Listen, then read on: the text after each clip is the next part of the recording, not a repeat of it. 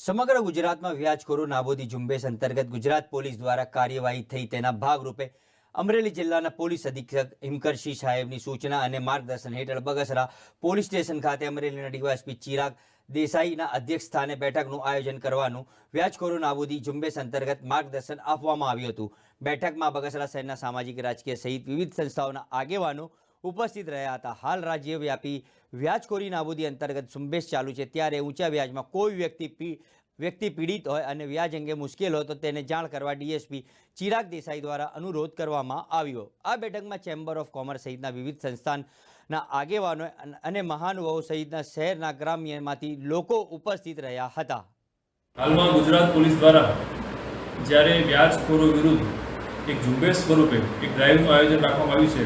આ એક મહિનાની ડ્રાઈવમાં આજે બગસરા પોલીસ સ્ટેશન ખાતે બગસરા પોલીસ સ્ટેશનના તમામ લોકોને આ એક લોકદરબાર રાખી વ્યાજખોરોના ત્રાસથી કોઈ ત્રસ્ત હોય તો તેને હિંમત આપવામાં આવી, પોલીસ સમક્ષ આવી એની ફરિયાદ કરી શકે અને કોઈ એવી માનસિક શારીરિક યાતનાનો ભોગ ન બને।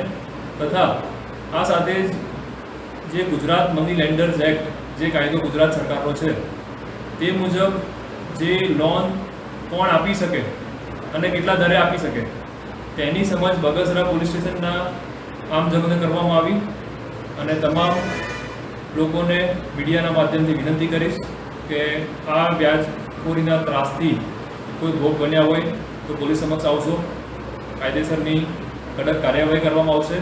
અને સાથે જ તમામ લોકોને અપીલ પણ છે કે આવા કોઈ ચુંગાળમાં ન ફસાતા જે પણ અન્ય ગુજરાત મની લેન્ડર્સ એક્ટ મુજબ કે અન્ય બેન્કિંગ માધ્યમો થ્રુ જે હાલ વ્યાજે પૈસા આપવાની જે સવલતો છે તેનો લાભ લેશો એવી વિનંતી। આ કઈ તારીખ સુધી ઝુંબેશ ચાલશે? હાલમાં એક મહિના માટે એટલે કે 26 તારીખથી ચાલુ થઈને આ મહિનાની 26 તારીખ સુધી એક મહિનો આ ઝુંબેશ ચાલુ છે। પણ આ ઝુંબેશ પૂરતું જ નહીં, વ્યાજખોરીના ત્રાસથી ગમે ત્યારે કોઈ પોલીસ સ્ટેશન આવે તો તેની ફરિયાદ નોંધવા માટે પોલીસ નોંધાયેલી છે।